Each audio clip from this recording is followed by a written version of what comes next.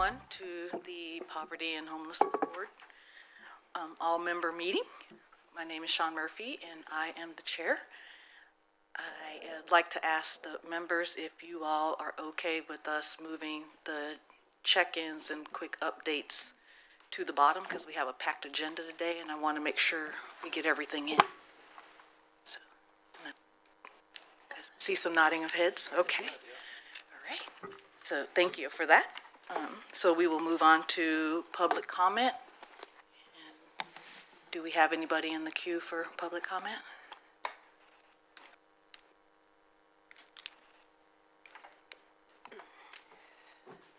Okay. Thank you. And we will move on to approving the consent agenda and the meetings minutes. Oh. I see Chris's hand raised, so I don't. Okay. All right. Chair recognizes Chris McAllister. Yes, my name is Chris McAllister. I'm with Carry It Forward, and I'd like to speak towards public comment. Go right ahead, please.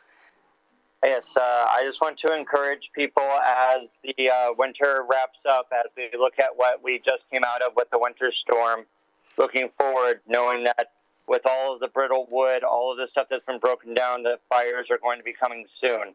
And instead of dealing with things last minute or after the fact, that we come up with a resolvent plan about how we will not just serve the housed, but the unhoused during a fire or winter event or weather-affected event through the lessons we have learned. We rely a lot in this county on volunteerism, and we are not able to always back up that volunteerism. We ask our nonprofits to stretch out and do more, but we don't give timely responses back to them when they need help. And so if we are going to be a service county, a county that lifts up everybody, we want to make sure that we do not repeat some of the same mistakes we have done in the past, where options were only allowed for displaced housed people, not displaced unhoused people. So as my part of public comment, as a community member and as a service provider, I implore the county, the new emergency manager, thank you, Tiffany Brown, for becoming a part of our county staff, that we look forward and not just look behind about what used to work, because times have changed, people have changed, and the needs are growing. Sincerely, we really need to make sure that we are not an afterthought, that after we take care of the housed and the displaced businesses, that then we think about the people who never had a chance in the beginning. Thank you for your time, Madam Chair. I yield. Thank you, Chris. And so we will move back to the approving the consent agenda and the minutes from the previous meeting. And hopefully everyone has had time to do a review those minutes before they came in today. And wanted to check to see if there was any corrections to the minutes or any changes to the consent agenda. I move we approve the minutes. Second. And I do see Chris's hand up. Chris, I see your hand is up. Residual. Okay, thank you. So we have a motion by Mayor Venice and a second by Mr. Fleck. Any discussion? Okay. All in favor? Aye. Any opposed? The motion passes. Thank you. And that I will pass it on to Ms. Budd. Great, thank you, Chair Murphy. I want to share that on Tuesday of this week, the Board of County Commissioners, they approved the Poverty and Homelessness Board charter that this group worked hard to update, and so congratulations to everyone involved in that effort, and thank you for your input and time and energy around the update of the charter. With that now being in the rear view mirror, we can move forward with strategic planning for the Poverty and Homelessness Board, which I know folks are eagerly interested in. The first step with the strategic plan is really how do we want to move forward with creating the process, what that process looks like. And in previous conversations, this group has created a task group to focus on creating the process. And so I had posed the question of how would the Poverty and Homelessness Board like to move forward during the executive session. And the executive members said, bring it to the full group. And so I come to you today with a question of how would you like to move forward with planning the strategic planning process? And so not even yet getting to the strategic plan, but what would it look like in order for us to move forward in creating a strategic plan? And the options that come to my mind is keep it within this group. The executive committee could also be the entity that plans the process, or a task group could be created among PHB members to plan that process. And interested in feedback. Chair recognizes Chris Gallister. Thank you, Madam Chair. Thank you, Kate Budd. I would ask that we re-implement what we used to have. We used to have a committee that was made up of board members and some community members if they were willing to participate. We could potentially invite HSC or members from each of the jurisdictions that are overseen under here. But it was only when we started to deviate from the 5-year plan and going towards a 3-year or smaller that it was deemed more appropriate for staff to manage. And so I feel like a restoration of the previous charter committee that we had would be the best steps moving forward. I yield. Thank you, Chris. You know, I recognize Mayor Venice. yeah, Chris, I vaguely remember this, and I don't remember it very well. So maybe we need a little, I'm interested. I can't quite remember how it was structured. Could you remind us a little bit more, or maybe Kate knows? You know, it wasn't during my time with the county. I will say I had been involved where we had kind of had a false start with strategic planning, and at that point, the task group was made up of a few Poverty and Homelessness Board members to help create that plan. Madam Chair, if I may respond. Yes. Thank you. Madam Mayor, Madam Chair, the response that we had a small group, part of the executive committee made up it. We also had members who had chosen to want to be more forward thinking as opposed to just the in the moment crisis thinking. And so as the plans, like 2019 was the last time I feel like it was actually working and moving forward. We've had COVID since then. We've had several fires since then. So I can totally understand why we might have a distance from our original plan. But it was staffed lightly. We met once every 2 months or so, depending on need. When we had a plan right before we had to roll things out, we met more commonly. And ultimately it was, does this work with the COC issues? Does this work with the current community plans? And where do we see the future going? What projects do we have in the new project category that might need more support? And if any staff are present that were during that time want to alter or augment what I just said, I yield. Mayor Venice. Commissioner Farr, you go first. Thank you, and I can speak historically a little bit. You know, I was around for the first strategic plan, and the second one, the one that Chris is talking about right now.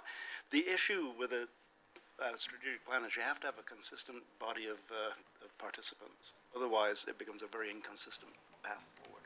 That's been my experience since the first one. Now, the first time we did the strategic plan, the entire board did the plan, and we actually did a retreat, and we came up with what turned out to be a pretty robust plan. That is to say, it was long and had a lot of elements in it that really were probably enthusiastic. Not, I can say absolutely, were enthusiastic about what we thought we might be able to do.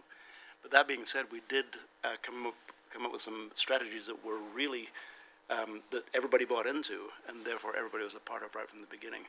So whatever direction we go with this, I hope that we're able to get a body of participants that really commits to being there for every single meeting, unless it's, I mean, you can't be there for every meeting if emergencies come up. But that, to me, that's a key to it, Kate. Yeah, I guess I think it feels to me like the executive committee should be the core of whatever happens, and but whether it's, I can't remember how those additional members did they self-select? Were they members that were invited from the larger PHB? I mean, that would seem to be one option, or just do as Pat has remembered, just involve the entire PHB. It's a big deal to do the strategic plan, and you don't like to get too far down the road and then have the larger membership say, what, how did you land on that? So there's a possibility in that planning to divide it up into groups once the larger body has sort of agreed. But so I'm something bigger than the executive committee, I guess. I'm landing there, whatever that looks like. And then maybe, what Chris is mentioning is that there was participation from people who weren't a part of the board at all, which can be valuable as long as they're committed to being there for the entire process. And I think that's the bottom line of it is. The bottom line of it is that we have to have full participation. Otherwise, you get fits and starts and incomplete process. I wonder if the opportunity, because for me, what comes up is that there's kind of two steps. There's the first step of just planning the process. And, we heard Commissioner Farr mention a retreat, making sure that we're engaging folks beyond the PHB. And then there's the process itself. And so I wonder with the planning of the process, if there's an opportunity to pull together a task group made up of executive committee members and poverty and homelessness board members to create a draft process to then bring back to, kind of depending on how the timeline works, maybe the executive committee and then the full PHB committee to make sure that there's resonance among all of the PHB members. How does that sound? Well,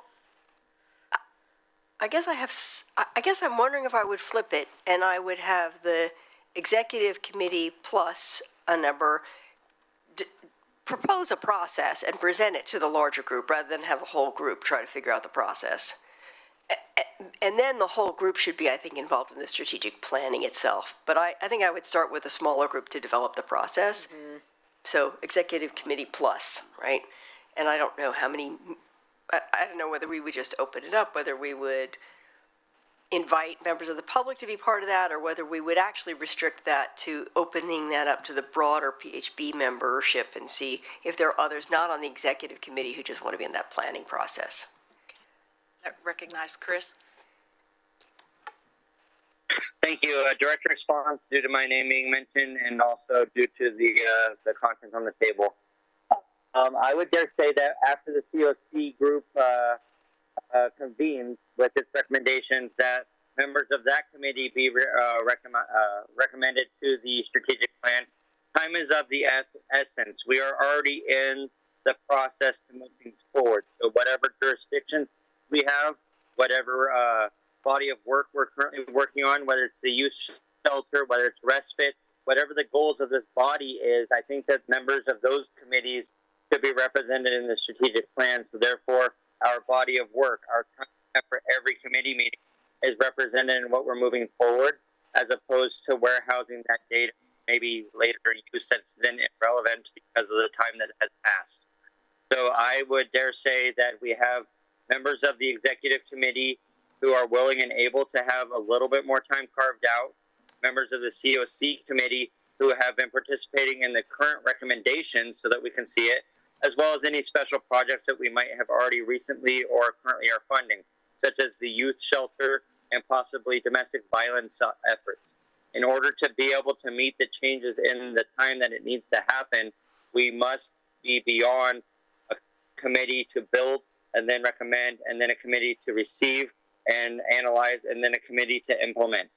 That puts us in October, November for a plan that needs to happen yesterday. I yield. Commissioner Farr? Let's put an exclamation point on the discussion. You know, this discussion is kind of symptomatic of what happens, is that this is a 10-minute discussion. We're in about the 15th minute right now. Let's just do something. And I think it doesn't need to be drawn out. It can be quick. It can be, Mayor Vanessa's recommendation is what I support that. And just make it happen and say, you will be there. Don't tell me if you can be there. You will be there. And let's get it done and just like that. Exclamation point. I hear you. So the process task group being made up of the executive committee members, a few PHB members, bringing a draft to the larger group, and of course, working as expeditiously as possible. And let's check our clocks, not our calendars, to see when we do it. So. And it could be, with respect to Chris's comment, that representation from those subcommittees would be sort of prioritized, that we try to balance it out.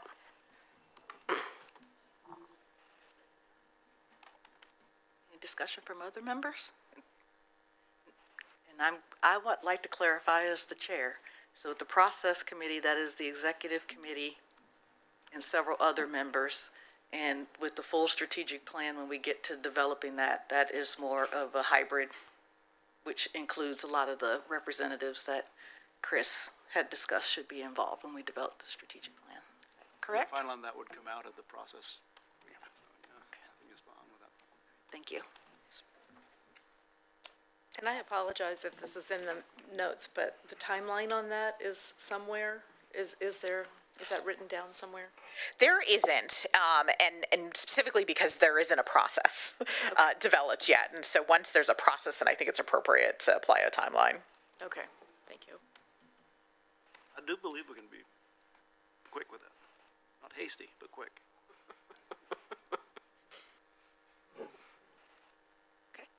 Is there anything else? Okay. And if you all are interested in being part of the process planning committee, let us know. Yeah, and I'll send a follow-up email as well after this meeting. Okay. And with that, we will move on to the consolidated planning process. Genevieve is joining us. Thank you. Can you hear me all right? Yeah.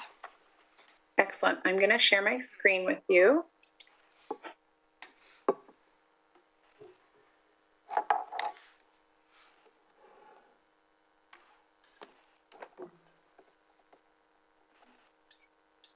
How does that look? Let's see if I can see any of you. Looks great.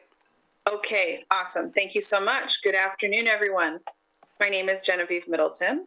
I'm the Affordable Housing Policy and Planning Manager in Community Development for the City of Eugene. Over the next 15 months, I will be the lead staff for the creation of the 2025 through 2030 Eugene Springfield Consolidated Plan for Housing and Community Development. We have Aaron Fifield here today on the line, who is my counterpart in Springfield and a critical partner in the development of this plan. Today's quick presentation will cover an overview of HUD's consolidated plan scope and process, the plan structure, process for creating the 2025 plan, and then I will turn to you for any discussion or input on our community engagement plan. First, the consolidated plan's scope, structure, and process. The consolidated plan sets priority needs and strategies for use of Federal Community Development Block Grant, CDBG, and Home Investment Partnership Program, known as HOME, funds over a 5-year period. Eugene and Springfield receive funds based on formula allocation and congressional appropriations. The two jurisdictions will receive an estimated $14 million in CDBG and HOME funds over the next 5 years. The current plan expires next June 30th in 2025, and the following con plan is due by May 15th, 2025 to take effect by July 1, 2025. The HOME program is designed to create affordable housing for low-income households. While CDBG activities must meet one of 3 national objectives. The first is to benefit low and moderate income persons. The second is to aid in the prevention of what HUD terms slums and blight. And the third is to meet an urgent needs such as responding to a natural disaster. Potential eligible strategies of CDBG and HOME funds include affordable housing, human services, nonprofit capital facilities, job creation, and improvements to low-income neighborhoods. This well-established and structured federal process occurs on a regular basis. The consolidated plan is updated every 5 years. Each year, an annual action plan is created for HUD and the community. That explains how we plan to use the federal funds during the next fiscal year. Those components are illustrated in green. Then moving to the blue box on the right, each year we report on the progress and outcomes for HUD and the community in the CAPER, which stands for the Consolidated Annual Performance Evaluation Report. All of those plans and reports are available on our website. As a reminder, HOME and CDBG funding goes to affordable housing developers, property owners of sites for future affordable housing development, affordable housing providers, nonprofit agencies, local contractors and businesses, and all activity that benefit homeless and low to moderate income individuals. The process for creating the consolidated plan is sequential and defined by federal requirements. It includes data collection, assessment, priority evaluation, and decision-making to provide direction for the upcoming 5 years. The goal is for the new plan to both incorporate lessons learned from past experience and adapt to changing conditions. And today, right now, we are here in step 2 of the plan development process, assessing community needs. Next is the consolidated plan community engagement. The planning process is supported by the joint Eugene-Springfield Consolidated Plan Advisory Committee, who provide input and feedback on current housing and community development conditions, needs, and strategies. The advisory committee consists of the 2 city councilors who are members of the HOME Governing Board, plus 2 individuals each from the Eugene CDBG Advisory Committee and Springfield Community Development Advisory Committee. Here's a look ahead. We anticipate the committee to meet in fall 2024 in a series of meetings to review and guide the plan.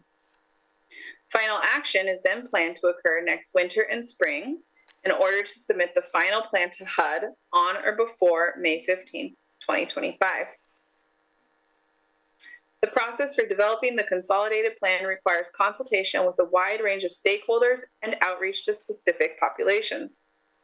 Community engagement is important at both the needs assessment steps and strategy development steps. This month, staff have begun meeting with community to discuss the community needs. This includes interviews, surveys, focus groups, and public meetings. HUD requires consultation with public, nonprofit, and public and private agencies. This stakeholder engagement will include the list on the left, human services agencies, cultural organizations, community housing development organizations, the Housing Authority, Homes for Good, educational institutions, fair housing organizations, and veteran services.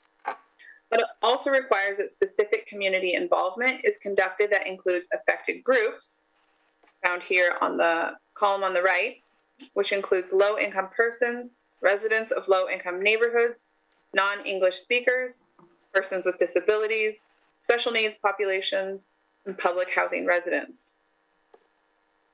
Other groups we will engage include local and regional institutions, including the continuum of care, businesses and civic leaders, developers, broadband providers, floodplain managers, and emergency management agencies. And now that the 2025 through 2030 consolidated process has begun, I'd like to ask you all, who should we be sure to talk to this coming year? I'm going to stop sharing, and I can take any follow-up questions or hear any answers you have to who we should be sure to talk to. Thank you.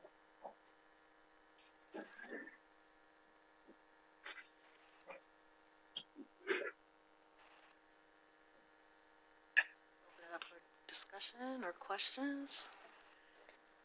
Anyone? I see a few questions on chat, including how is low income defined? Low income is defined with HUD from 0 to 80% AMI. There's also extremely low, moderate, and middle incomes defined by HUD. HUD has definitions for low income that have variations between the home and the CDBG programs, and those can be found on our website. And Genevieve, what are examples of non-English speakers?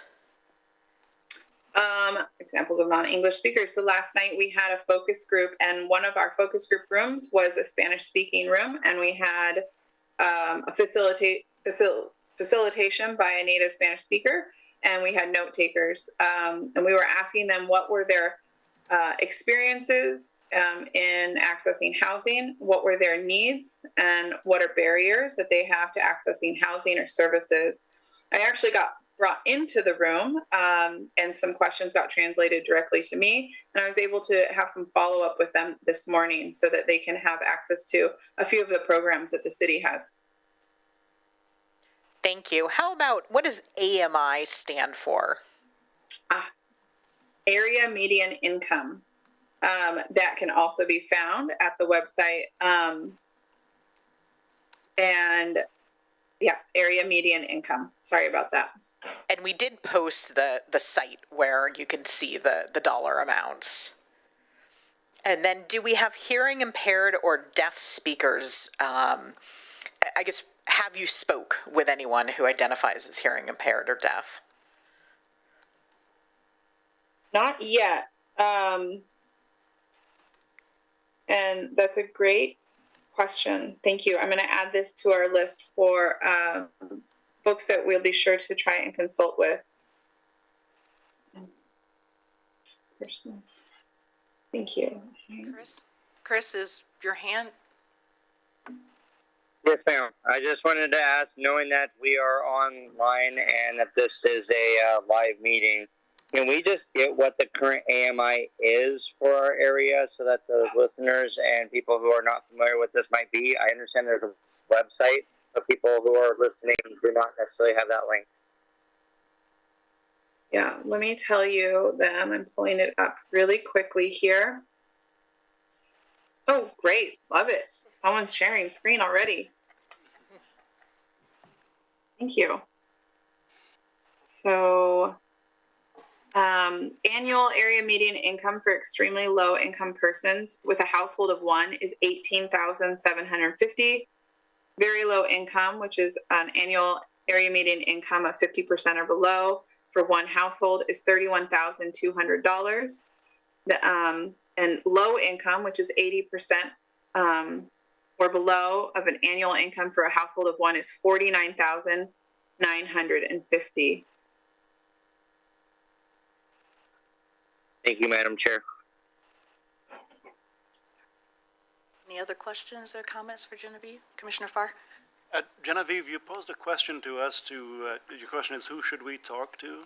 And we've not really gotten around to that yet. When you're asking that question, do you mean if we look at the stakeholder group that you have proposed, are you asking us who specific names for people who fall inside of that stakeholder group? That's great. Yes. And is there anyone that we're missing? Are there stakeholder groups that we are missing? Then what I would say, and I'm going to take a chance to this opportunity to talk about the Homes for Good Board of Directors. The Homes for Good, when it went to a new governance model, did a very well-reasoned matrix in terms of who is serving on that board. It used to be 5 county commissioners and 2 residents. Now there are only 2 county commissioners, and the other members of that board are selected for expertise in certain areas. So I think you could look at the Homes for Good Board of Directors and just scan down that and see who's on there other than the 2 county commissioners, and you'll see a real I'd say who's who, but I mean a real good selection of people who really represent a very broad portion of the community who are really deeply involved in finding services for vulnerable people in our community. Thank you. I really appreciate that. And I do know that we have spoken with one person so far who is on the board for Homes for Good. And before I recognize Chris, I do want to say there's several consortiums that, in the community who work with special needs population and with housing, and I think reaching out to them, and I'm going to look to Kate because I cannot remember, the Housing Collaborative, I know is one, and I know there is the Lane County Consortium of Behavioral Health Providers who primarily work with community members who are Medicaid and grant-funded eligible for services. So that would be two groups where you could get a significant representation for people who serve those populations to give input about housing. Thank you. And then Chris? Thank you, Madam Chair. Back to the original question as Commissioner Farr so eloquently approached. Who is not at the table? Well, what about the case managers who are working for the people who fell through the cracks? The people who are advocating for the adult parent with an adult autistic child? The people who cannot be placed because of the fact that they are a widow who did not actually have all of the work experience that her partner had when he died, and so therefore nothing's in her name, nothing's in her experience, and she's now having to live alone. The people with 3 dogs because of the fact that they are inherited from family members who passed away, and that they're as much of a member of the family. The unserved, the reason why we have low barrier shelters. Almost everybody who is represented in a low barrier shelter does not have a pathway to sustainable housing unless you are the more traditional. If you are queer, if you speak language other than English, if you are younger or older than the general population, you are underrepresented in the system. And so how do we help those? How do we help the people who have qualified for assisted living but cannot be placed because either the price point is too high or the service load is too much? How do we help our people with dementia and Alzheimer's? Those are the people who need housing now and those are the ones who are in front of our post offices. Those are the ones who are wandering into our schools. That's who we need to help. So that way we have a actual comprehensive collaborative plan. These are the underrepresented, and the caseworkers who have to deal with it, whether it's from the hospital side, from the nonprofit side, or from Dovetail, from the county FIT team. These are the voices that are unheard in our regional planning. I yield. Thank you, Chris. And I do know that some of those staff would be represented in some of those community agencies, but we can also reach out if you have specific agencies, and I know there's a lot of groups who also get together who are working with those populations, that it might be helpful if we can get that information to Genevieve and Aaron so that they would have the opportunity to also speak with those agencies and providers and community members who are helping those specific populations. And I can share Genevieve's contact information in the follow-up. Thank you. And with that, we will, I can't tell. Chris, did you have anything else before we move on? Oh, thank you. Okay. All right. And with that, we're going to move on to Carly. Come down from my desk on high. So let me switch what I'm sharing. It's very convenient that I posted the AMI to the website last week. I knew exactly where it was. All right. So, hello, if I haven't seen you in person in a while. I'm here to talk to you today about some of the reports that we submit to HUD, and I'll try to monitor the chat at the same time. My feeling is I've got the slides like you have, it's in your packet. If we don't get through it all, that's okay. I'd much rather stop and answer questions. So, you know, feel free to shoot those along as you have them. And I know Amanda has input too, and if she thinks of something I missed, she'll definitely chime in too. So today I'm talking about 2 HUD reports that we submit, which are the longitudinal system analysis and the system performance measures. I know folks are really excited about the point in time count, but it's not due until April 30th, so we're really close, but we're not quite there. So the longitudinal system analysis and the system performance measures are both submitted for the federal fiscal year. It's not enough to have the calendar year, the fiscal year, we also have the federal year, which starts October 1 and finishes September 30. So what we're talking about now happened a while ago, and there's a lot has happened in the last 7 months or so. So we just kind of have to think back what was going on at that period of time, and I've got some context for you to help you remember. These reports are, the first one, essentially, we submit a bunch of data from HMIS to HUD, and they say, are you sure this is right? I've got some questions. You have way more people in shelter this year than last year. Is that correct? Like, why? Or people in this transitional housing project have been there for a really long time. Are you sure? Or were you supposed to exit some people and you forgot to? So some of it is we have to make data corrections. Other pieces are that we write notes. At the very end of this very long process, HUD says it's usable or it's not. Like, your data is reliable or it isn't. And ours is usable. It's really important for the COC application. It really feels like we work so hard and then they just say usable. They should be like flowers and celebrations, but we got the win, so happy about that. And then based on that information, they give us some more visualizations and things that we can use, and we also say, here's how we did on our system. Just in terms of what's included in this report is some of our project types, but not all. So if this is in your packet, it's not in color, so I'm sorry about that. But if this kind of helps you interpret some of those acronyms, I'm hopeful this will be helpful. This is what we typically think about as our whole system, besides coordinated entry. I think that would just be confusing to put on here. But these are the types of projects that folks typically engage in, from street outreach to shelter, different housing types, and supportive services only.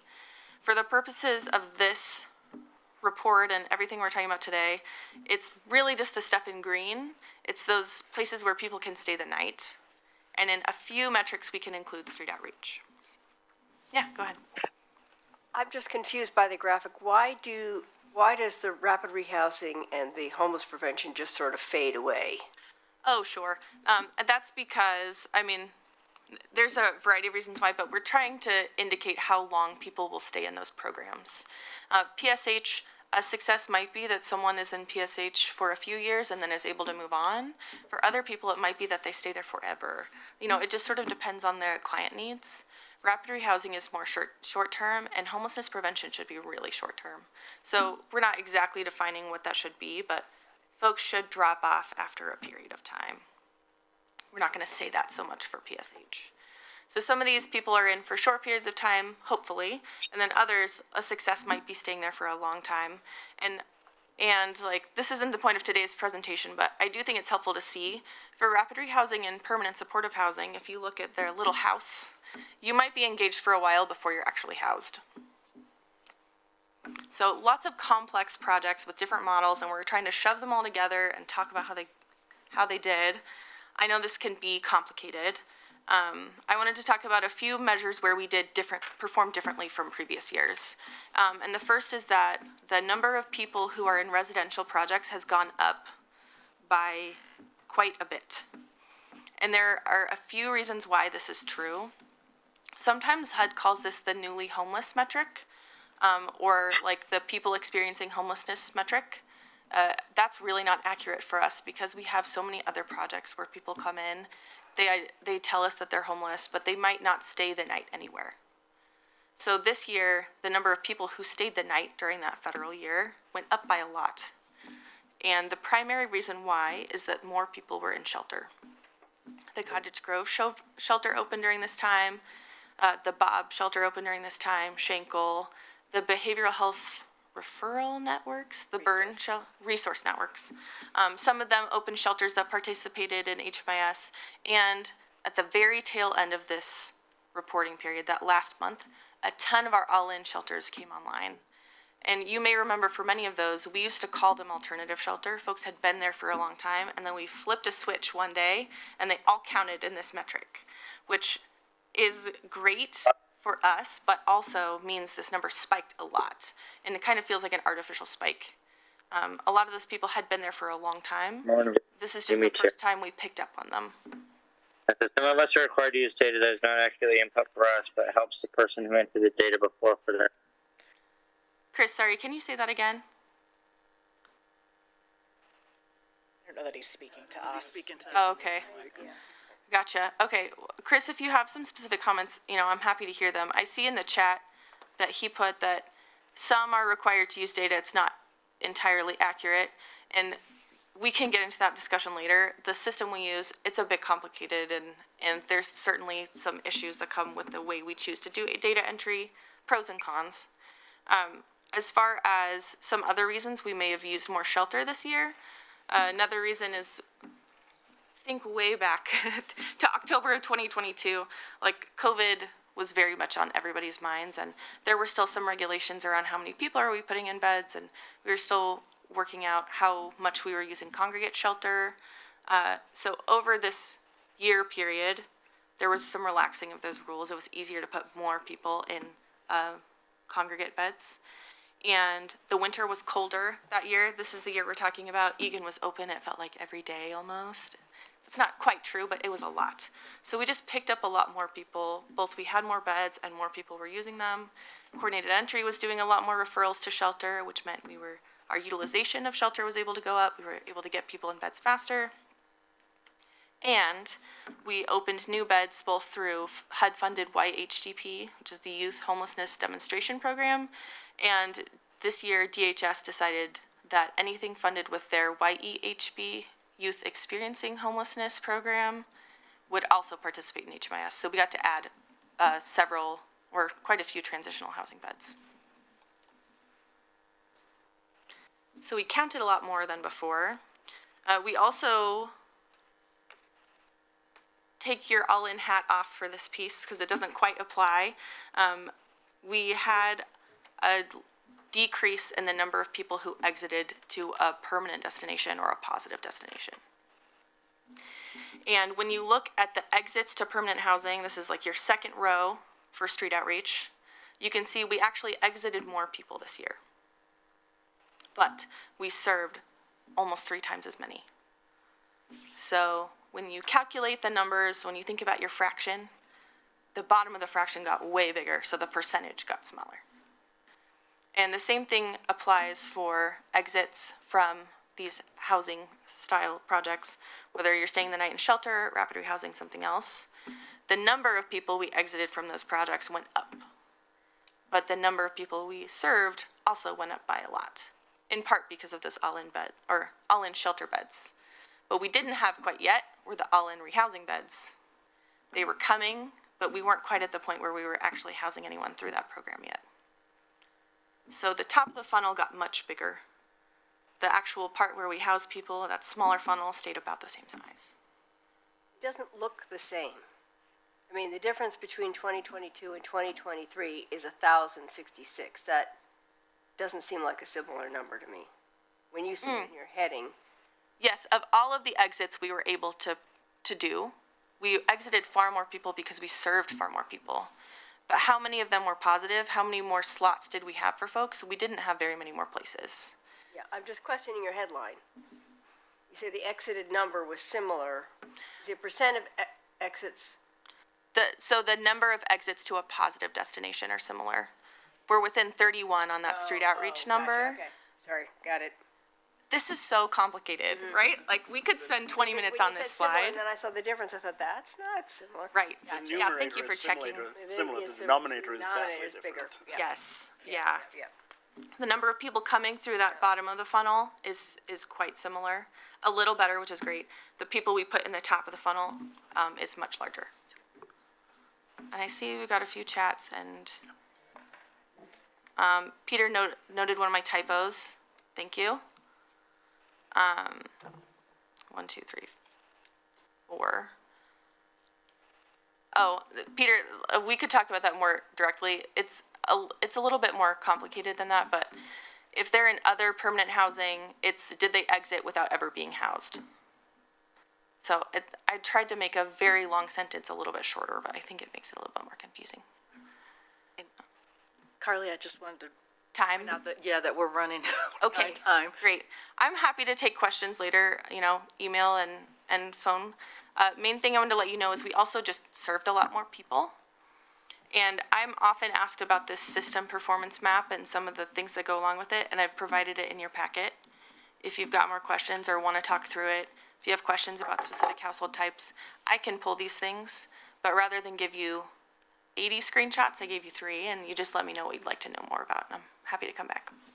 I know you're watching time, but I just do want to, this is like, so I'm glad you stopped on this, on this piece. So, I guess the first thing that I wanted to say is that you quoted HUD as saying our data was useful, so it's useful for them. But I think there's an important point about how useful is it for us. Yes. And given that we started this meeting talking about our strategic plan, wanting to make sure that this data is in a form that actually does inform our strategic plan. And so looking at this piece is of interest, this map, because what it says is on the purple side that 90% of the newly unhoused, that 90% of them came through a shelter system. And when you look at the green side, which says how many went into housing, only 8% that needed housing got it. But in terms of numbers, that referral from emergency shelter to housing is the most important pathway. Yes. And as we look at strategic planning and the challenge that we have, and my constant refrain with all of you, is the need to really be able to fund those emergency shelters because they are the pathway, and we know that one of the reasons we don't get people into permanent housing is because we don't have enough of the housing, and it takes so long to bring it online. And so just planting that seed, because I think as we talk about the strategic plan, there's what HUD defines as the continuum of care. There's how the state has looked at all in and other things. But for us as a city, and for all the cities like us, where we have this bottleneck, this same bottleneck, we actually need the funding for the emergency shelter and all of those alternative things. And it's a point that we could make in our strategic plan. And this data could help us make that point. I think to your point too, which shelters are actually exiting people to positive destinations? Well, That's something yes, I can provide to you, but it's not in the map. But which ones? But the raw numbers are clear that there's this vast number of people coming into the shelter system, and very few of them are exiting into permanent housing because there's such a constriction in the system. And how can we maximize that pathway? Well, maximize that pathway, but also in terms of advocating for where we actually need funding. If we're going to, to Chris's earlier point about doing the consolidated plan and all the people that are out there on the streets, it's stabilizing all those people that are out there on the streets, because that's a bottleneck, right? They need to be somewhere, and so I think they're just important pieces there. And I think the other piece that I can't tell from this is, of those 4,259 household people that came into the system, where did they come from? And I don't know if you have that data, or if that's because that also is data. If those are folks, if mostly those are folks who lost housing in Lane County in a year, then again, that's a strategic plan kind of question around how do we keep people from losing their housing. I mean, that's an earlier intervention than the shelter piece, as opposed to if we're having an influx of people, which is sort of the common thing. Oh, they're all coming to Lane County because you have so many services. Well, but we should know that number, because we're going to be, so just a pitch for, this is not only usable to HUD, it could be really usable for us, but it probably needs maybe some more specificity for us to really use it in that strategic planning process. Or there's another way of pulling out that data. Yes, totally. And I would like to throw out there before I recognize everyone else, it seems like this data is information and that we would need to bring back on a later agenda, so that we have some more time to go through it in more depth and have the opportunity for folks to ask more questions. So I'd like to throw that out there. Maybe we could bring Carly and this presentation back to the next meeting and put it on the agenda. And mine is just a summary. The mayor makes brilliant points, a lot of points. But the thing that I focus on is the constriction that we talk about. What is on the other side of until we settle that part, and that really has to be the focus of what we do as a Poverty and Homelessness Board, is identify what's causing the constriction and freeing it up. Putting more people on the left-hand side, on the denominator side, doesn't help the numerator. We've got to help the numerator. We've got to help the solution, and that's really where we need to put a lot of attention. Yeah. Oh, you have to stem the flow. Thank you. And Carly, thank you for agreeing to be able to come back and add that to the agenda. As it looks like we definitely have made a lot of progress on reaching out, touching lives, and having the shelter available, and so how we keep that going and move it forward. So, which is that process. All right. And then, Chris, do you have something quick before we move on to Mary Frances? Yes, Madam Chair. Thank you. My biggest concern is how much of this data is capturing the full picture. We can do a snapshot any given day, but for the people who were in PSH who then fall out and now are occupying emergency shelter beds, who cannot be placed back in the same systems that they fell out of because of their intoxication, because of their mental illness, because of their behavior issues with friends who exploit them. That's the type of data that I feel is missing. And when we look at admin costs for having to be providers in this community, there's a lot of weight put on people to solve the problems that the systems that are built around PSH, built around behavioral health, are not able to attend to. So a majority of my people who are hardest to help to get placed are people who are already in the system, but we don't have an answer after we've not been able to meet them with the 1 or 2 shot options we offer in this county.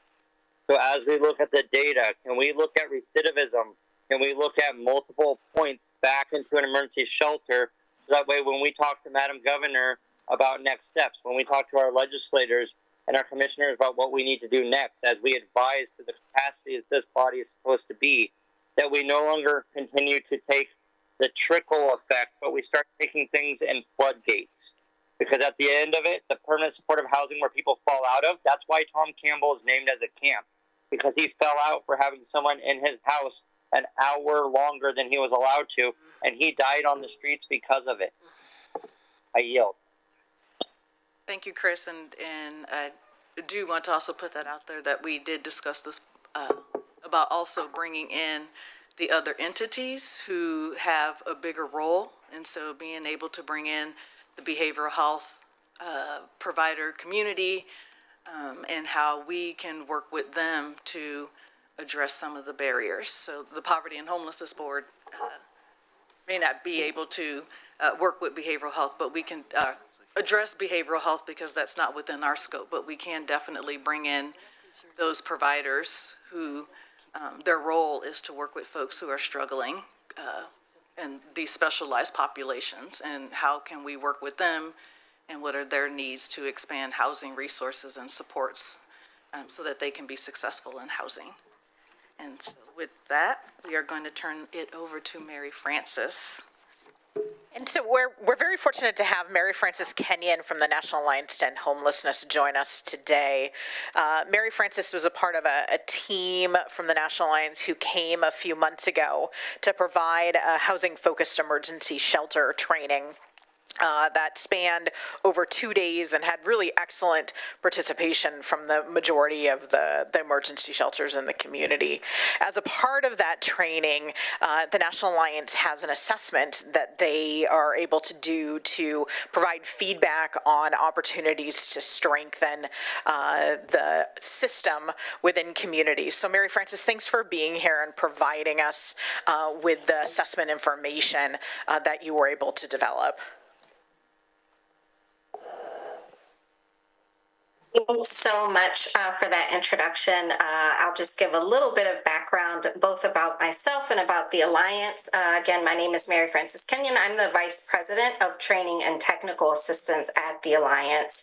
I will share with you that prior to joining the Alliance, I was technical assistance provider, senior manager at ICF, where I worked really closely with communities on accelerating placements to permanent housing for folks that were experiencing homelessness while reducing racial disparities in outcomes within those homeless response systems, both at the federal and state level. From 2021 to 2023, I was the facilitator for the HB 2100 Task Force on Homelessness and Racial Disparities. And prior to joining the Alliance, actually led the design of the implementation framework for Governor Kotek's original Executive Order 2302 work. In terms of the Alliance, our mission is simple. We like to help communities prevent and end homelessness. We are a nonpartisan nonprofit organization whose, again, sole purpose is to end homelessness in the United States. And we do that from a variety of angles. We use research and data to find solutions. So what I will share in today's recommendations are grounded in research and evidence. We also work with federal and local partners to create a solid base of policy, as well as resources that support the solutions. And then the fun part is we get to help communities implement them. So I won't belabor this point. Kate already noted that we did a 2-day training on emergency shelter best practice in December of 2023. But I will share that leading up to the training, we did an analysis of both some quantitative and qualitative data. So the numbers and also the stories behind the numbers. We looked at some of the local policies specific to emergency shelter, as well as coordinated entry, and then the state policy and requirements. So based on our analysis, we have some recommendations for you all to consider, either adopting or prioritizing. Before I dive right into the recommendations, I just want to give a little bit of background context. So when we think about homelessness in our country, the McKinney-Vento Homeless Assistance Act was signed into law back in 1987, and that was the real first federal legislative response to homelessness. So originally, that act created federal programs that really focused on basic needs such as shelter and housing and education for individuals and families. And while that act, went through a number of legislative amendments to expand and clarify programming, it wasn't until 2009 that we saw a pretty large overhaul in the form of the Homeless Emergency Assistance and Rapid Transition Housing Act, which we call in the field the HEARTH Act. And the goals of that HEARTH Act are outlined on the screen there. So reducing the average length of time people are experiencing homelessness, reducing returns to homelessness or recidivism, reducing the number of families and individuals who are homeless, improving the employment rate and income of those families or individuals who are experiencing homelessness, and then reducing the number of those who become homeless for the very first time. So I think going right after the system performance measures and that data kind of illustrates what that did and why we track data in the way that we do across the homelessness field. So many moons ago, we had a system called coordinated assessment. Continuums of care can choose from several different assessment models that range from single point of access, multi-site access, no wrong door approach, as well as phone-based services like a 211 system. And the HEARTH Act actually helped move from just a coordinated assessment over to coordinated entry. And coordinated entry is just the coordination and management of a crisis response system. I have worked in a number of communities spanning coast to coast, as far north as Alaska, as far south as Hawaii, and I can tell you I've never met a continuum of care that has the exact same system. So there's a lot of flexibility with the design based on the local need, the local strengths, and the local challenges, but ideally the continuum of care program is really designed to promote that community-wide commitment to the goal of ending homelessness, providing funding for efforts to quickly rehouse people who become homeless, promoting access and effective use of mainstream programs that might sit outside of or adjacent to the homeless response system, and optimizing self-sufficiency. So what does that translate to? There are just some core elements of coordinated entry, and these are it. Access, assessment, prioritization, and referral. And that can take the shape in different forms depending on what your continuum of care has established for your coordinated entry system. To leave enough time for questions, I really want to dive into the recommendations now and give a little context about that. And what you'll find in the recommendations, there are a number. There are some, for those of you that are able to view the visual that are starred, I will verbally highlight those for folks that might be dialed in or unable to see the screen. And these are in no particular order. First up is adopting a system-wide housing problem-solving approach and philosophy with a really explicit focus on shelter diversion and rapid exit. And what we know about our work with Lane County is that these wheels were already turning, so this shouldn't be anything new. We're just reaffirming that this is a best practice approach to integrate a system-wide housing problem-solving philosophy throughout the continuum of care. The next recommendation is to strengthen existing monitoring and evaluation, adopting an annual training plan so that service providers understand the requirements and how to implement them. I want to be really clear. Some people hear monitoring and evaluation and cringe a little bit, but this should not be something that is punitive.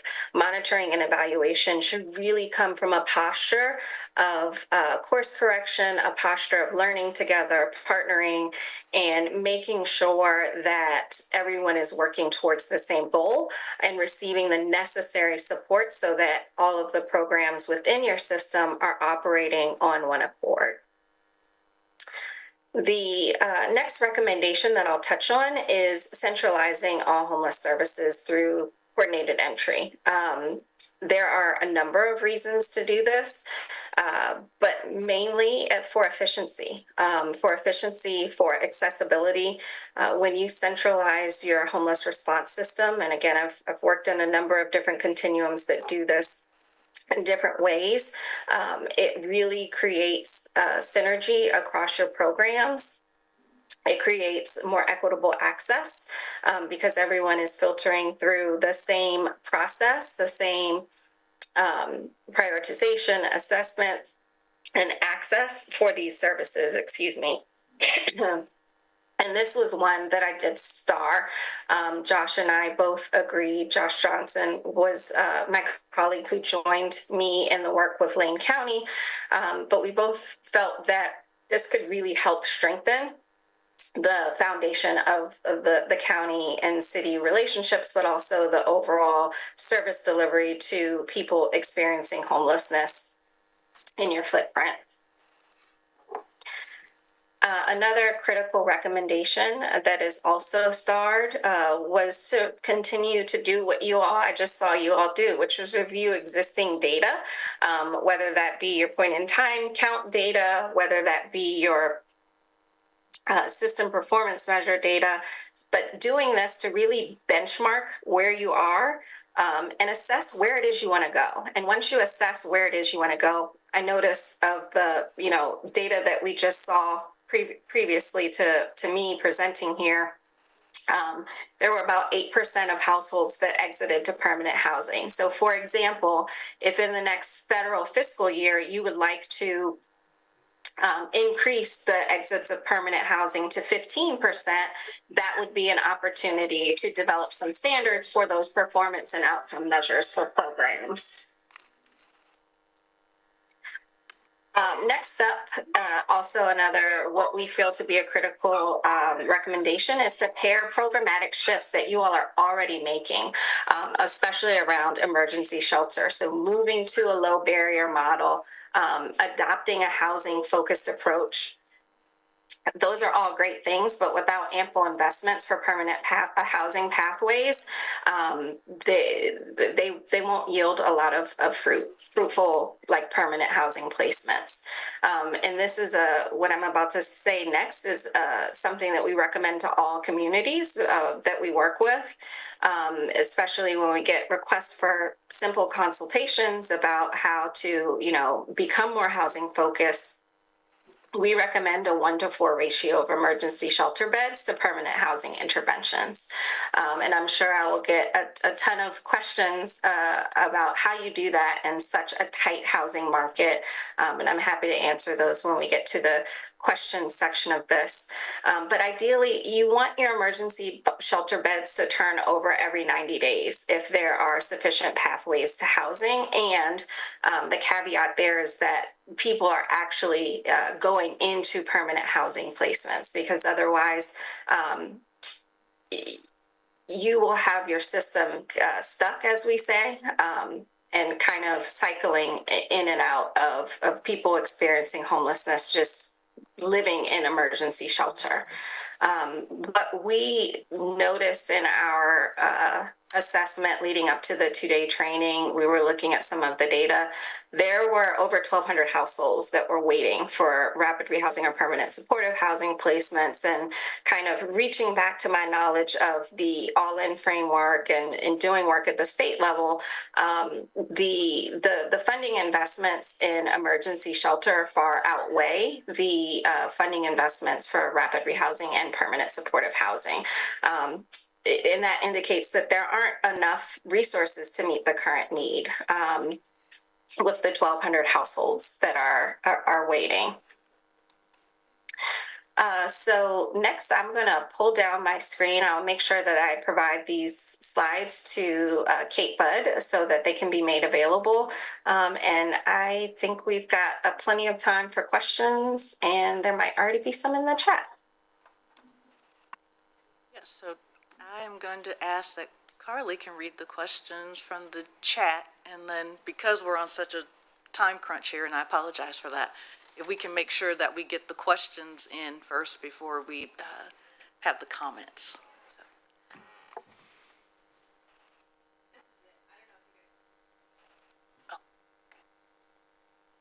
And I don't see any questions in the chat. Okay, that's Commissioner Farr and then Mayor Venice. Thank you, and a wonderful presentation. I've taken a few photographs, and I'll look forward to the slides. But I have a question. You said that you would talk more about the 1-to-4 ratio of emergency shelter beds to permanent housing interventions. Boy, that is a point of contention. I'd love to hear more. It is a point of contention, and I'll share a brief story with you. I should have shared this in my background. Before I was a technical assistance provider and, working at the state and federal levels, I worked in community, both as a direct service provider and eventually as a program manager, and then would go on to lead a continuum of care in Northern Virginia, including through the pandemic. And what I'll say to you is, at the time, we were going through a very similar process of assessing our emergency shelter system and moving from a very high barrier model to a low barrier model.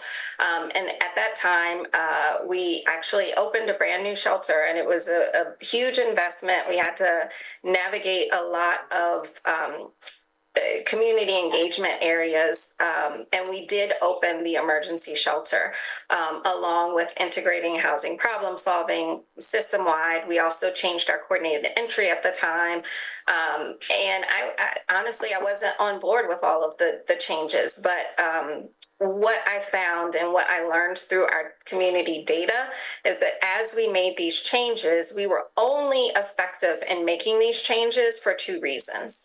The first reason is because we had something established called a housing grant in our continuum. And what this was, if you think about like the Public Housing Authority and, a voucher-based program, this was a local version of that that would simply subsidize rent for people who were older adults, people that were connected to our behavioral health system, working families with children under the age of 18. and folks that were receiving Social Security. So some of our folks in the community that fell within the very low income to, extremely low income range that simply needed money to pay rent because wages don't keep up with the rent.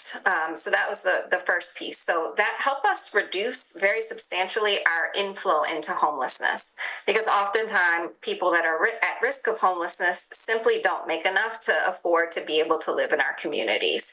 The second piece was pairing enough investments in permanent housing pathways.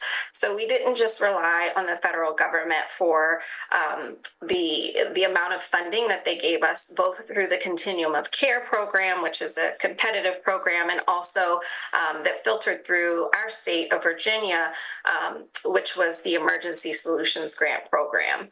The county that I worked in chose to invest additional funds into rapid rehousing and even more funding into permanent supportive housing. So, but for having a way to curb the inflow of people into homelessness and creating pathways out of homelessness, we wouldn't have been successful in having the lower numbers year over year that we had. The other piece that I'll say, and coming from the continuum that I worked in, has close proximity to Washington, D.C. and other large counties, but also has a concentration of universities. So we compete with we're competing with student housing. We had to get creative, and our creativity came in the form of establishing a landlord partnership, where we got with some landlords and said, hey, we think you should be a part of addressing homelessness because you are a member of the community from a business aspect, but also from a landlord aspect. We were able to sign up some landlords through a risk mitigation fund that essentially allowed us to tap into units in the community so that we could actually have not just the subsidy on the human services side to pay for rent for people that might not make enough to do so on their own, or were transitioning out of homelessness, but we also had the opportunity to get first dibs on these units before they went live on the regular market rate.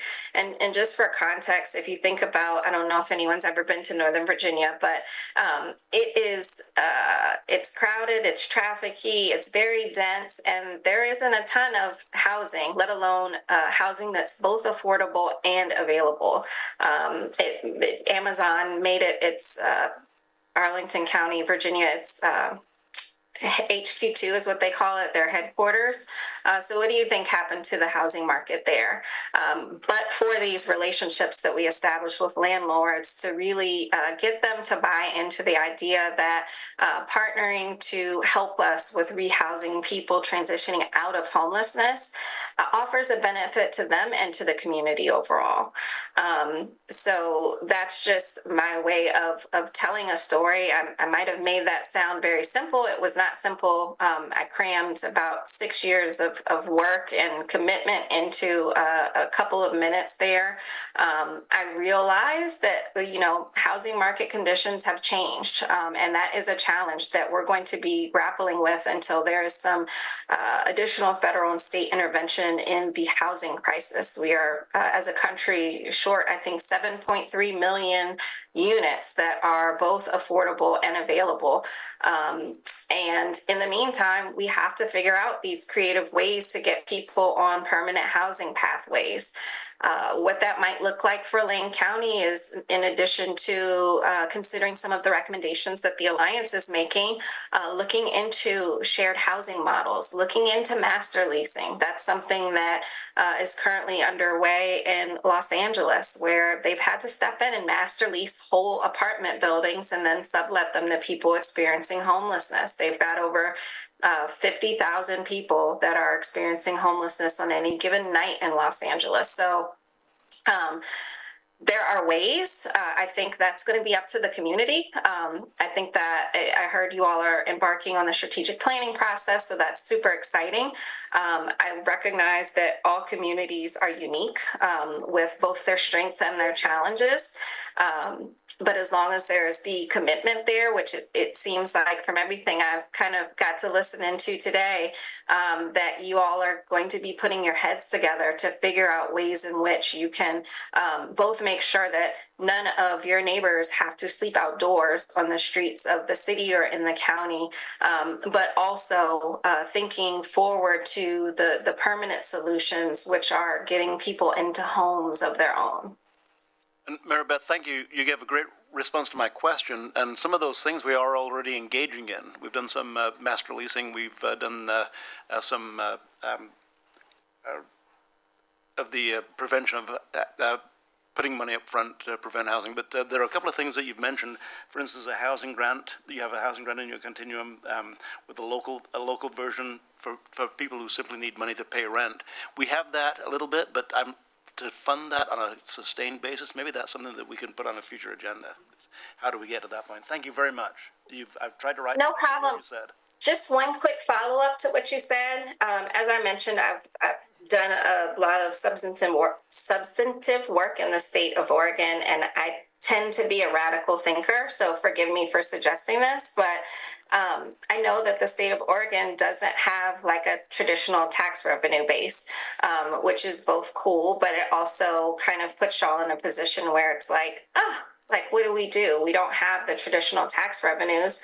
Something for, and this is more of a statewide radical suggestion that folks could consider. There's a corporate kicker that goes to K through 12 education, and then there's also a personal kicker. Maybe there would be opportunity in the future. About a third of that personal kicker could go towards funding something like that to make sure that low-income Oregonians have a safe place to call home. And of course, that would include folks that are in Eugene and Springfield and Lane County. Again, tend to be a radical thinker with radical ideas, but if we don't paint the pictures of possibilities, then we won't consider them. Help us with income tax. Excuse me, not income tax. Help us with sales tax. Every time you visit Oregon, you don't pay sales tax. Every time I visit Virginia, I do. I'm not going to go there today, but I've had some spirited debates with some of the members of your legislative assembly about that. I don't think that's my area of expertise, though. Well, I want to thank you for your presentation and also for being so solution focused. I think sometimes we can get so bogged down in what's going wrong that we forget to start thinking about what we can do to make it right. So I truly do appreciate the time that you took here. And I just wanted to thank you, and also just there are pieces here that I'm hoping will come back to us for a more robust conversation, which would be really helpful. So thank you so very much for your presentation and your work. Thank you. Y'all are doing great work. Keep it up.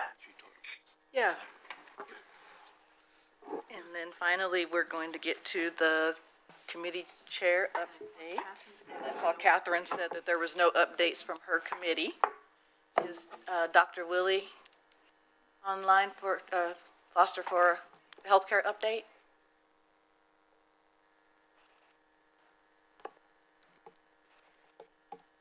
No? Then how about League? Do we have an update from League?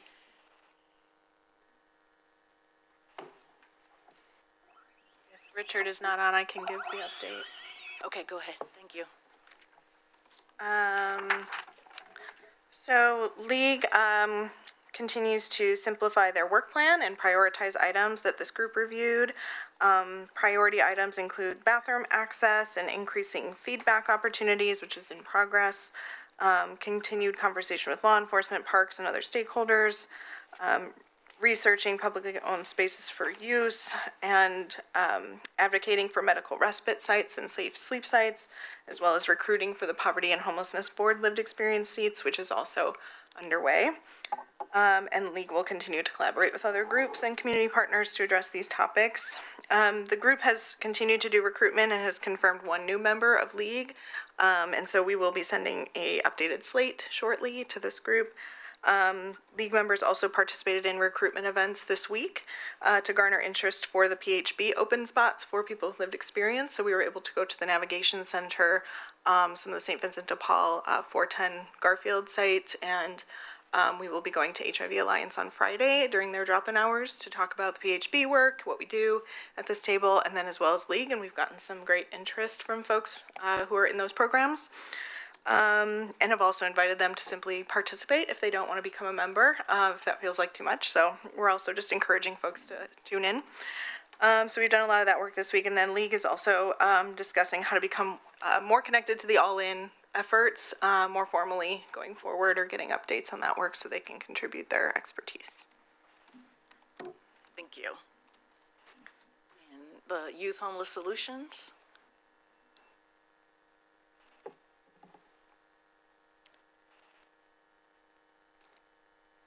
How about the Youth Executive Committee? Matthias isn't here. He's not here. Okay, thank you. All right. And then, Amanda, that goes back to you for the COC committee. Yes, so the COC committee is, a reminder, an ad hoc committee that meets for specific tasks each year that are related to the continuum of care. So the group has met 3 times since the end of March, and we have just finalized the evaluation that will be used to evaluate our continuum of care projects for this upcoming competition. So we are just in the final stages of getting that wrapped up, and it will go out to those agencies to complete sometime next week, probably, as we finish instructions and all those details. So we didn't make too many major changes, just minor changes this year, and we'll still be evaluating on the same categories as last year. And the next task for that group is to review new project opportunities for the upcoming competition and what we should move forward for that opportunity. And Chair, I stepped away from that committee due to a potential conflict of interest, being a county employee. Thank you.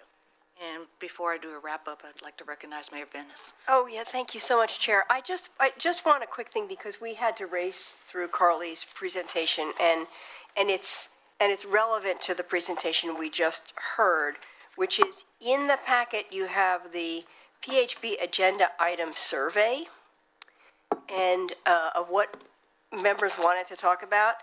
And the last item in there is, the 6th item, which asks if people are interested in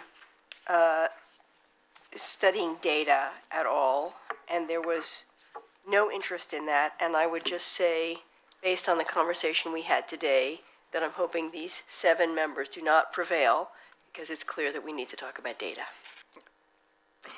So. And I am going to go ahead and do the wrap-up. So just remember, open seat applications are still out there. The due date is April 22nd. And then to summarize from the meeting today, that the executive committee and PHB members, and Kate will send out an email, we'll get together to develop the process plan for how to move forward with the strategic plan. And then also to connect with Genevieve, and I think Kate was going to send out her email if there are individuals or community members or agencies that you think they should reach out to regarding outreach for the consolidated planning for Eugene and Springfield. And then we are going to have Carly return and add her data on the agenda again so that we can go through it more thoroughly and ask questions as part of moving forward with developing the strategic plan. And we will also wrap in Mary Ann's slides on her recommendations alongside with Carly's as we move forward with the strategic plan. And is there anything else that I missed when I did the wrap up or needs to be added? Go ahead.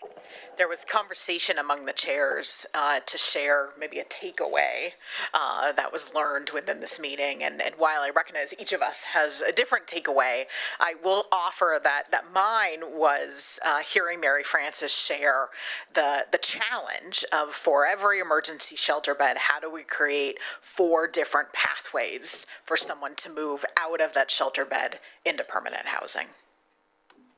Can you write that down and send it to us? Right. So we can all Hugely. Happy to, So you might need yes. to add that And- line at the bottom of every agenda.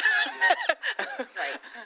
Not to mention having enough shelter beds so that you can actually have them so that there is a pathway to 4 things. So which is my concern.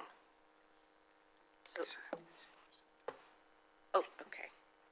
Chris, we got, well, which made. I would just ask if we could have for the COC efforts, if we could possibly utilize some of the all-in training technical assistance to make those specialty projects, the new projects, possibly be supported to where if they have not been competitive in the past, that we can maybe raise the bar and get some supports with the tools that we have available to the Madam Governor. Thank you.